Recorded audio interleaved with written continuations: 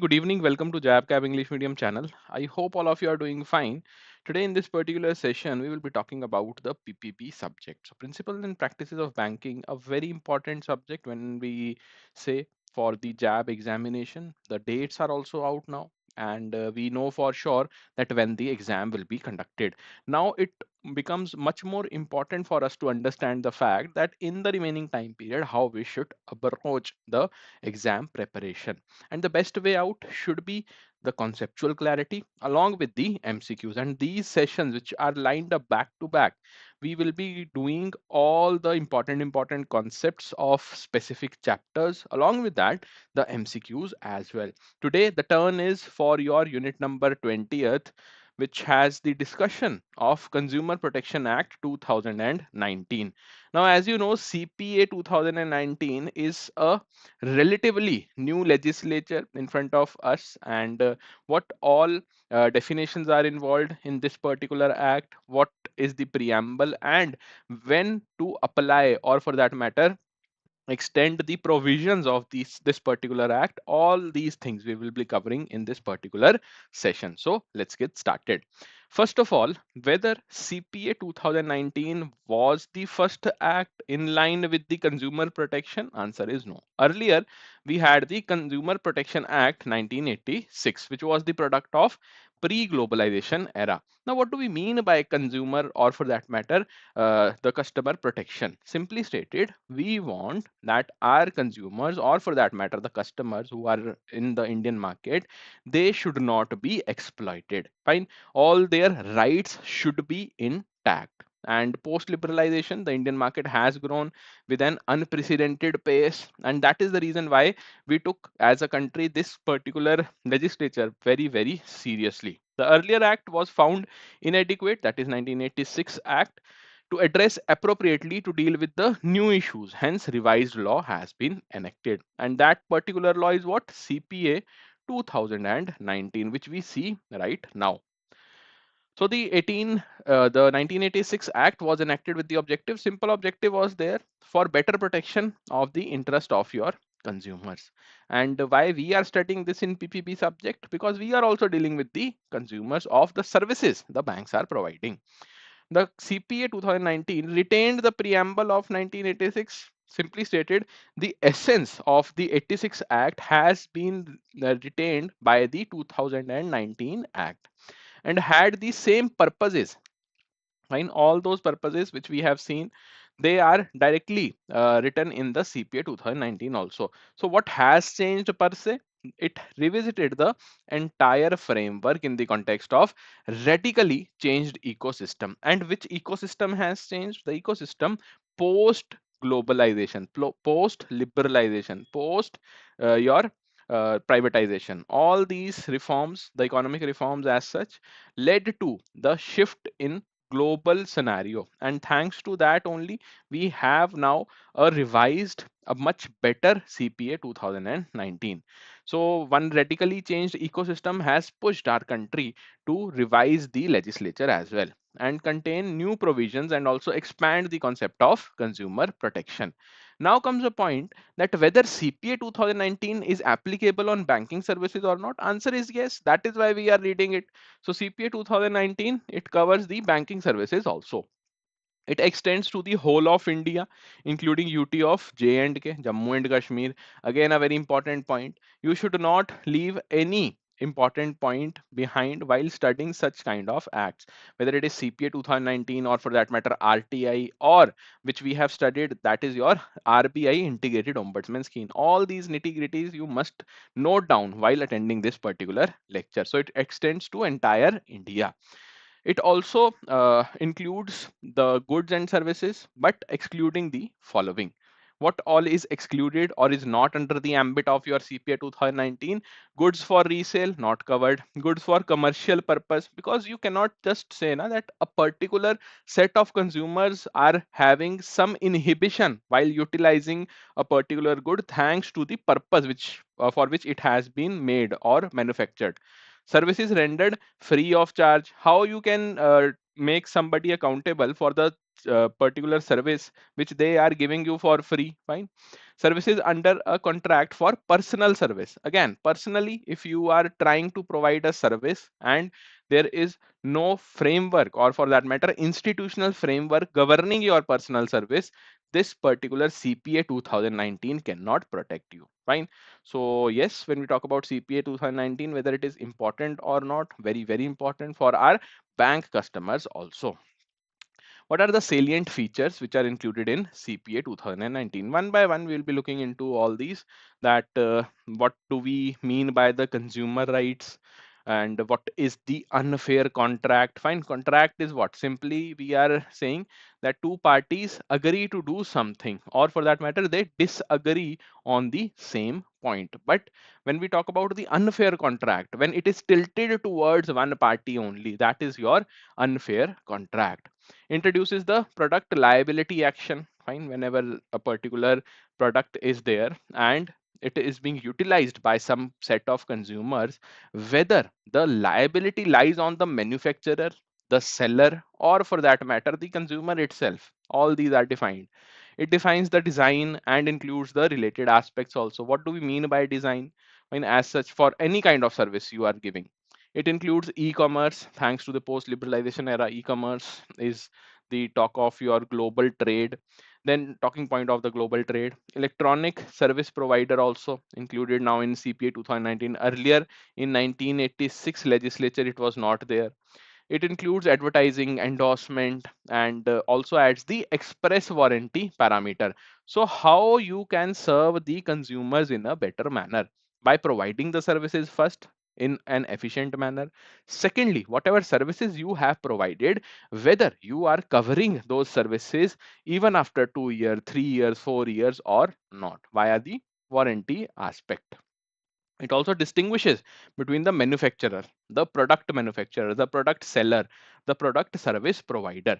And all these definitions are very, very important, because only then you will be able to pinpoint that who is liable for a particular service. Fine, you cannot just say that a manufacturer is liable. Chances are there that in the transportation, the particular commodity has been given certain kind of hit, fine, so that particular hit has hindered the overall efficiency of whatever service you were supposed to provide. So manufacturing was done, okay, but while transporting that particular product, some harm has happened to the same. So who will be liable? Whether the manufacturer or the seller or the transporter, all these things will be pinpointed in your CPA 2019. Now comes the part that who is a consumer. We are talking about the rights of the consumers, but who actually is a consumer, which is a particular set wherein we will be defining that this particular individual is a consumer or not. So it will thus be observed that a consumer is any person who, for consideration paid or to be paid, has bought any goods or other than resale or commercial purposes. The exceptions which we have seen, if you are trading, or for that matter buying those things, or you are involved in those particular measures, then you are not a consumer under the CPA 2019. Simply stated, you have bought any good, then you are a consumer. You have hired or availed any service other than for the commercial purposes, not for commercial. If you are doing certain act and that particular act pertains to the commercial purpose only, profitability only, then you won't be covered under the CPA 2019. And that under a contract for personal services, fine. So all those personal services, or for that matter commercial purposes, you are not at all covered under CPA 2019.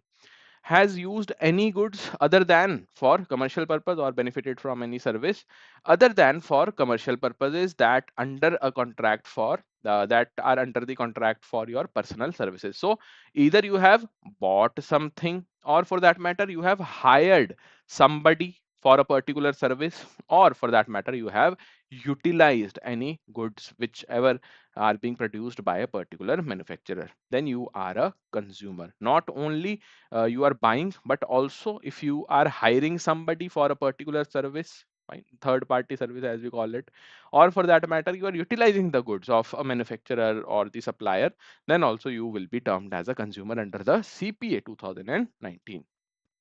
Now comes the part where we define the consumer's rights. What are the rights enjoyed by the consumers? Let's see them one by one. So the rights they include the right to be protected against the marketing of the goods, products, services which are hazardous to life and property. You cannot just sell some product to a particular person and say that this is a very good product when it is hazardous, it is detrimental to the life or for that matter a property.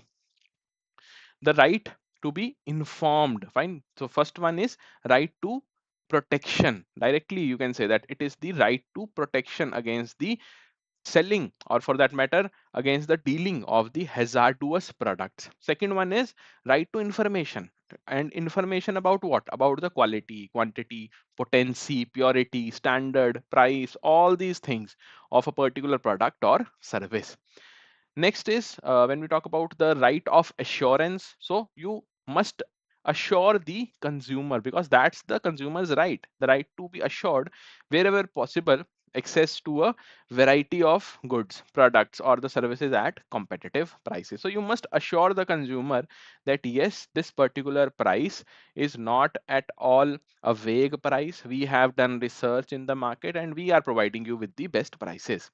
Right to be heard, again a very important point. Often we have seen in the banking services that the customers they feel offended because they think that they are not being heard. They do not think about the huge pile of work which the bankers face, but yes, that is also one of the right of consumers. The right to be heard and to be assured that consumer rights will receive due consideration at appropriate fora. Appropriate fora means a particular entity will be designated for their concerns, for their grievances.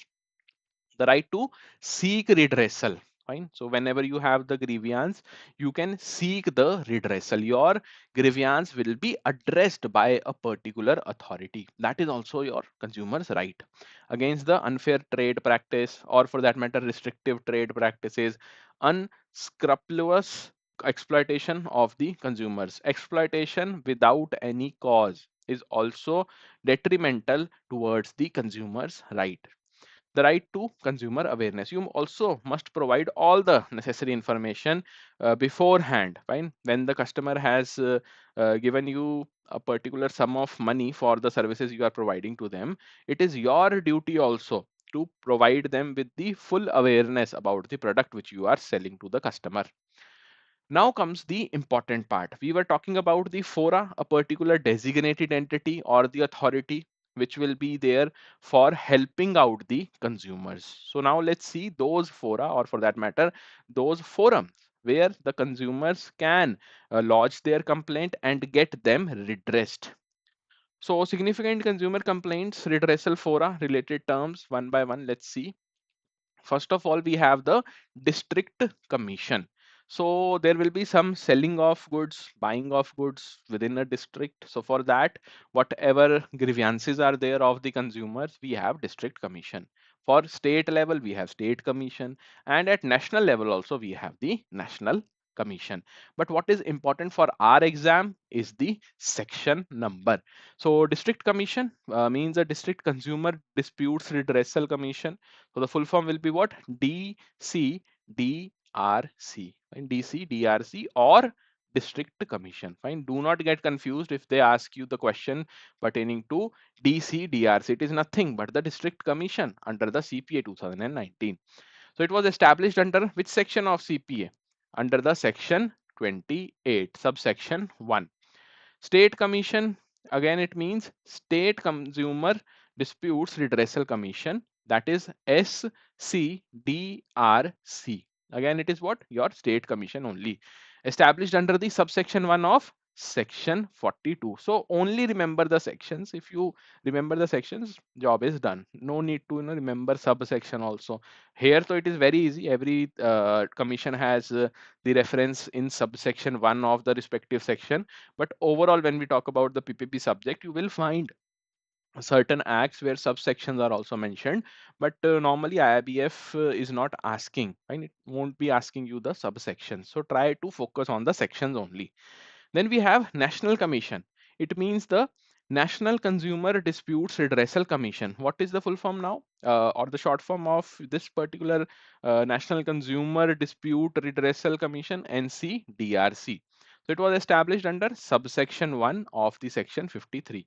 So 28, 42 and 53. These three sections you must remember.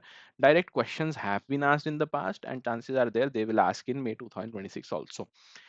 Now comes the another term, which is mediation. What do we mean by mediation? We have seen in the previous lectures that one particular term is there, that is arbitration. For your RBI OS, Reserve Bank of India Integrated Ombudsman Scheme, I have given you one example which pertains to what? Your arbitration, the process of arbitration, wherein there are two aggrieved parties, fine, X and Y. They have their own concerns, fine, their own you can say pain points, and these parties they will be having the resolution via one particular process, and that process via which the resolution will be provided by Z is what? The third party.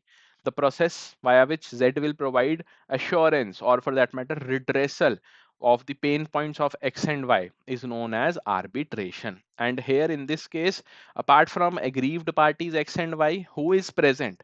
The Z party is present, or the third party is present, known as arbitrator. And similarly, or you can say the synonym only, we have the mediator or the mediation process. So mediation is what?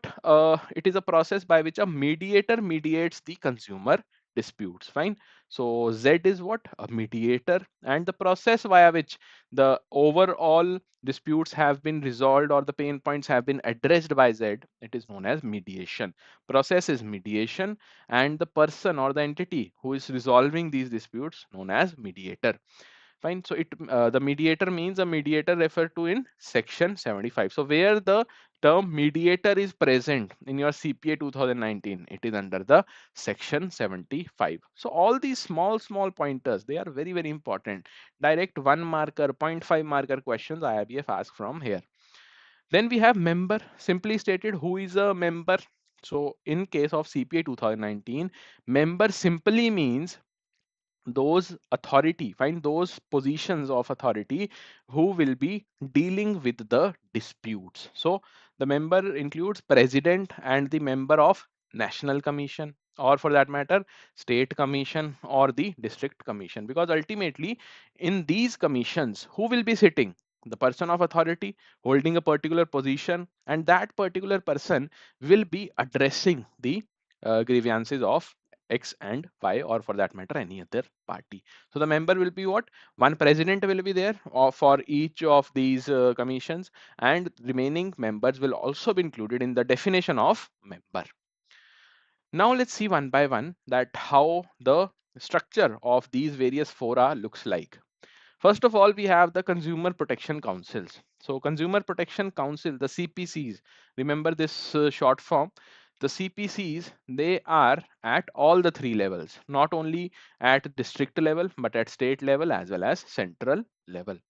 Then we have CCPA, Central Consumer Protection Authority. It is simply the authority which regulates the matter relating to the violation of rights of consumers. Right? So a very important point here. CCPA is a particular authority who will be regulating whatever the matters are there related to the violation of a particular right, whether it is one right, two, three, four, these rights we are talking about, fine, the consumer rights.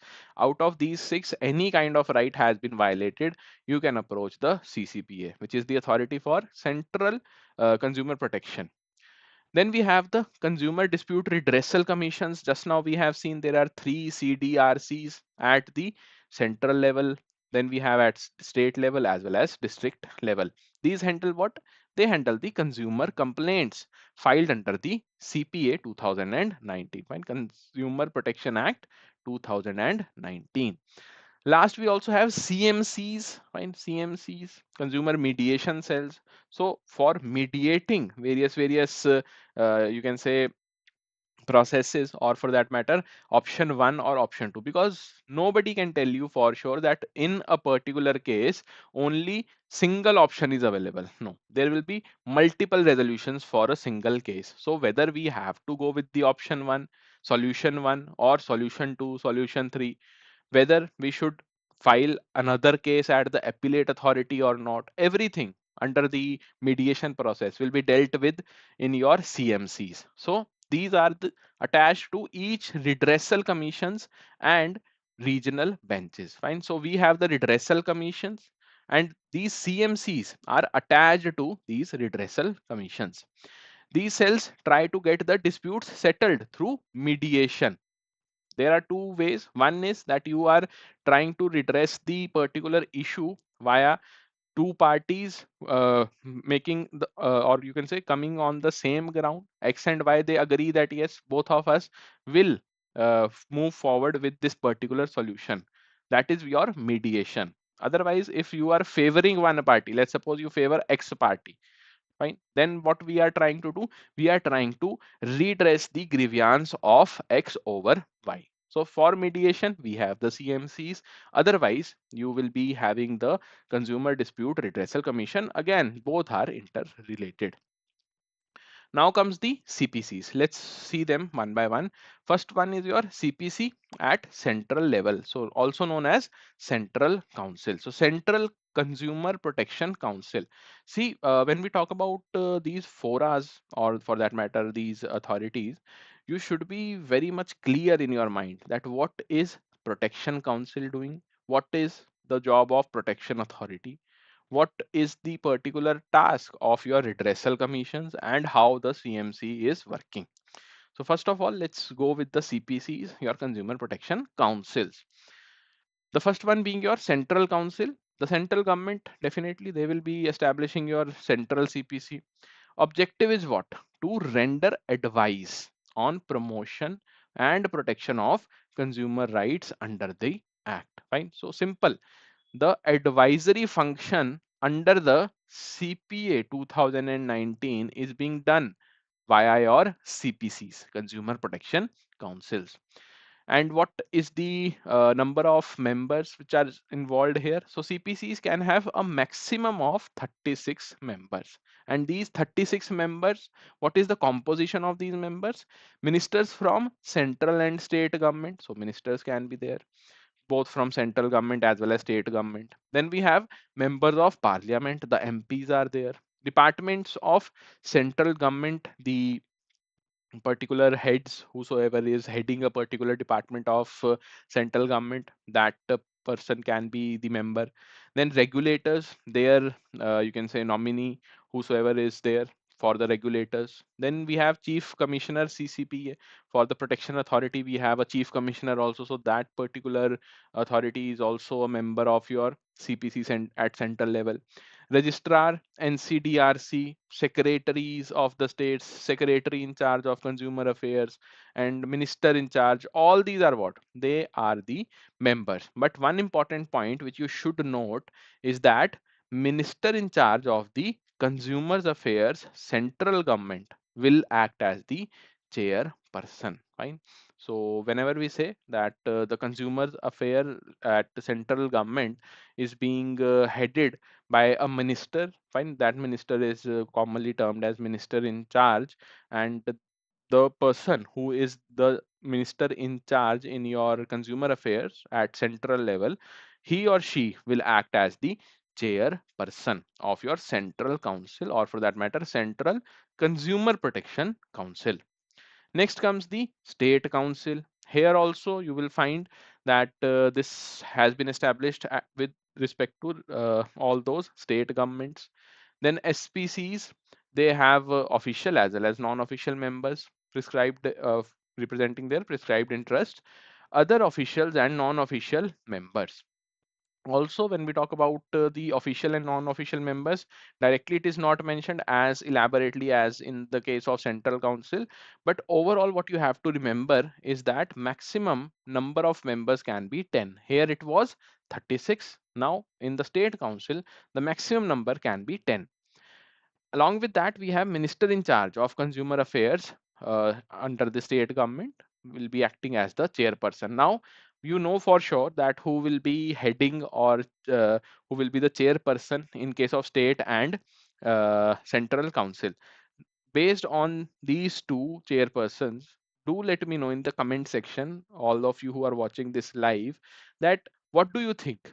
Who will be the chairperson in the district council? Do let me know. Fine. It meets as and when necessary, but at least two meetings every year. So here the important aspect is number of meetings are also defined because it is the state council. Na? It has to obey the orders from the central council as well. So two meetings, minimum two meetings per year. Fine. Next is your district consumer protection councils, also known as district council. Now, the district council will be at which level? Every district has its own district council. And who will be establishing the district council? The state government by the notification of District Consumer Protection Council or DPC. And the DPC includes again official as well as non-official members uh, representing the prescribed interest, whatever the interests are there. Who is the chairperson here? District Collector, the DC.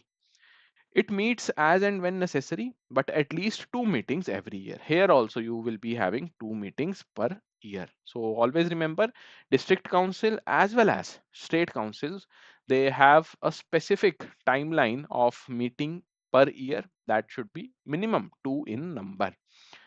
Fine. Second important part for the CPCs in case of central, state, and district is your chairperson. Who will be the chairperson in central council? Your minister in charge for consumer affairs at central level. Then for state council, minister in charge of consumer affairs at state level. And for your district council, district collector will be the chairperson. Now comes the next fora. This is done, the CPCs. Fine. Now let's move on to the Central Consumer Protection Authority or the CCPA. What about this? So simply stated, the CPA 2019 has created your Central Consumer Protection Authority, also known as CCPA, known as the Central Authority, as a regulatory body in line of the other regulators. Like for telecom sector, we have TRAI. For food industry, we have FSSAI, food regulation. Fine. Similarly, for the consumer affairs, we have a regulatory body known as CCPA. And what is the function of CCPA? To promote, protect, enforce the rights of the consumers. Fine. So specific task, whatever is being performed by these bodies, that you must remember. CCPA is for protecting, promoting, enforcing the rights of the consumers. It regulates matters related to violation of consumer rights, unfair trade practices, misleading advertisements, which are prejudicial to the interests of public and consumers. Right. So when we talk about the violation, whatever the violation is there in case of a particular consumers, or for that matter the unfair trade practices which are ongoing, which are detrimental to some set of consumers, or there is some misleading advertisement, be it by the particular entity who is producing something, or for that matter right now the coaching institutes also, if they are giving the misleading advertisements, you will receive a notice from CCPA. Right. So all these matters are dealt with by the Central Consumer Protection Act. The central authority, it consists of chief commissioner and such number of other commissioners as prescribed. So a fixed number is not there. As and when required, you will find that the number of commissioners will be prescribed by the CCPA. But yes, one chief commissioner will always be present. Where is the headquarter of this central authority? It is in New Delhi. Also, it shall have regional and other offices in any other place in India also. Fine. So regional offices, or for that matter, other offices can also be opened by the authority in various locations of our country. So the important aspect here, what is CCPA?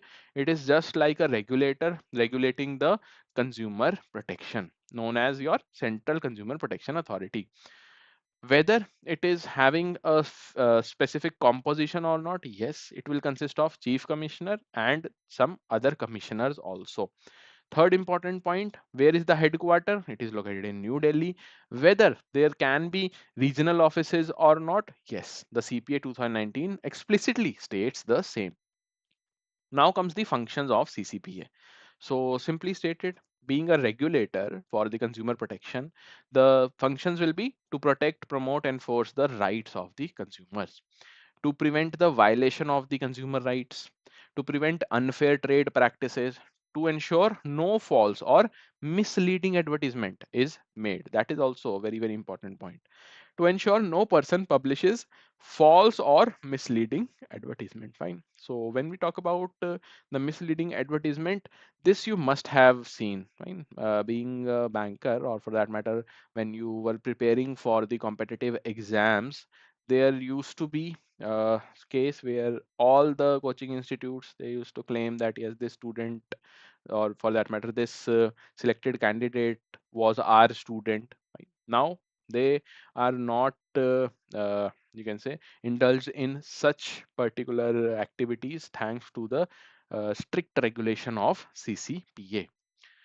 Now there are certain ancillary functions also which are not that prevalent, or for that matter that important or that highlighted in the domain, but in the public domain. But yes, the CCPA performs that also directly or indirectly.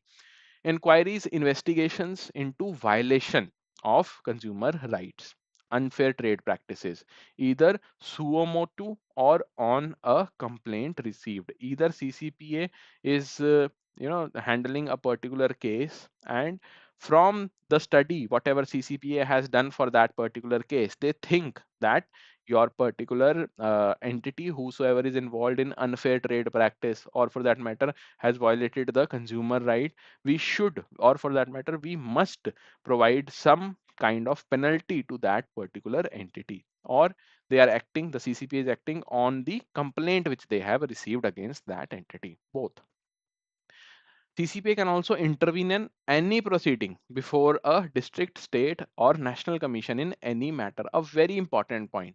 From here, once the question has been asked, I think it was a small case where it was mentioned that the CCPA is being formed in this particular year. These are the roles, responsibilities, and one question was that whether it can intervene in any of the proceedings or not. So answer was yes, it can, because that is the regulator we are talking.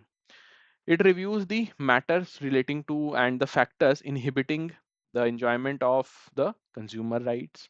Also recommend the adoption of international covenants, international standards, and the international practices. Also to undertake and promote research in the field of consumer rights. Whatever the rights are there, the consumers are enjoying, you should keep on updating those rights. Fine, making them better day by day, or for that matter annual basis. Spread and promote the awareness on the consumer rights. Issue notices to alert the consumers against dangerous or hazardous, or for that matter unsafe goods or services. So all these are what, these are also some functions which are performed by CCPA. Then also issue necessary guidelines to prevent the unfair trade practices and protect the consumer interest. Again, when we say na unfair trade practices, it does not mean that only one type of trade practice is liable for penalty. No, whatsoever trade practice is there which is not at all favorable or not at all fair for a particular customer, it is covered under the unfair trade practice. Now there will be certain powers also. Fine. We have seen that the functions are these, but what about powers? Without having the powers, you won't be able to perform all these functions. So CCPA has the power to conduct the inquiry, to order the recall of goods, whatever the goods are there which are of inferior quality. Power to order the discontinuing advertisement. Fine. So if one misleading advertisement is there, CCPA can directly order the entity who is misleading the consumers that you have to take this down or discontinue.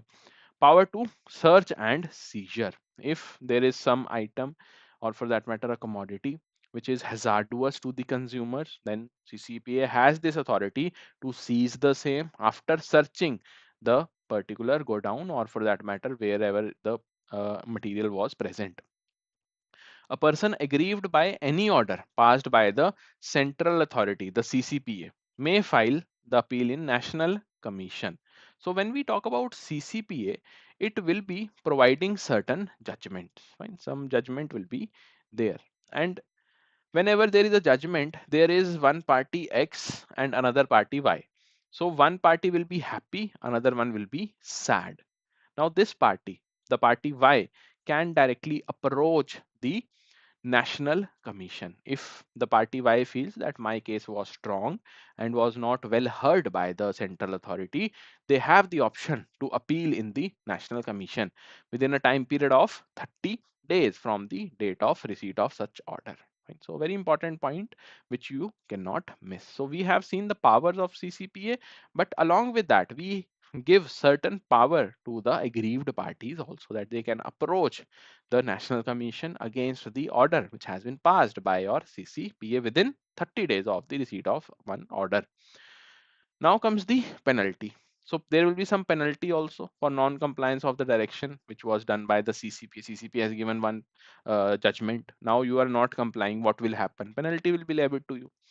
So a person who fails to comply with any direction of the central authority shall be punished with the imprisonment for a term which may extend to 6 months, or with the fine which may extend to 20 lakh, or with both. So always remember, if you are not complying with the direction of CCPA, you can be put behind the bars. Also, the tenure or the jail term can be extended up to 6 months, over and above the 20 lakh fine. That is the maximum limit, or both. So again, a very important point. If you do not have the notes right now, I would highly recommend that note it down somewhere. Proactive steps to curb the misleading advertisement. This has been done in the past 3 or 4 years rapidly by the CCPA. So here, any manufacturer or service provider who causes a false or misleading advertisement to be made shall be punished with imprisonment up to 2 years and with a fine up to 10 lakh. So fine is what? It can be up to 10 lakh, and the imprisonment can be up to 2 years. And for every subsequent offense, once you have deposited the fine and your jail term is also over, now you come out of jail again, you are doing the same thing, misleading advertisements you are publishing, then what will happen for the subsequent offense? Imprisonment will be for 5 years and fine will be up to 50 lakh. This is the reason why you will find many coaching institutes, they are not at all taking any risk once being pointed out by CCPA. Okay, so yes, a very important point when we talk about the overall framework of CPA 2019. After that, we also have some more forums. We have the Consumer Dispute Redressal Commission in the, you can say, district level. So the district commission will be there, having the president, or for that matter, the number of members, the composition of the members, plus the state level commission will be there. The composition you have to remember for the national commission as well. And different jurisdictions are also there for various commission. The complaints, what kind of complaints you can uh, approach the district commission, national commission, or for that matter state commissions with. And when we talk about the appeals, that is also another important aspect, along with the different terminologies which are mentioned in the CPA 2019. So if you want to have elaborate discussion regarding all these topics, then definitely you should enroll in our paid classes. And our paid classes have a specific feature wherein you will be able to watch the lectures live, as well as recordings will be available once the lecture is over. Second important pointer, when we talk about our paid classes, you will find elaborate discussion of each and every topic. We have one simple agenda in our mind, that after 1.5 hours of lecture, the students should not have any kind of doubt in their mind. Also, our paid batches, they include the unit wise mock test. But if you want full length mock test and you want to have the revision classes access also, plus along with that the ebooks as well, then I would highly recommend you to go for our Mahapack. Fine, we have the Mahapack 2.0 for all your JAB exam needs, and from where you can access the Mahapack? Simply, we have one dedicated mobile number, helpline number for all the bankers. You can call us on 0981 981 9247 and have your doubts addressed. For maximum discounts, what is the discount code? Because right now the registration are going on for JAB examination, and many bankers are curious that what is the discount code for some additional discount. Then let me tell all of you the discount codes remains as Y1003. This is the code which you can apply. Right? Apart from this, whatever doubt you have, you can ask me in the comment section. See you guys in the next video. Till then, goodbye everybody. Take care.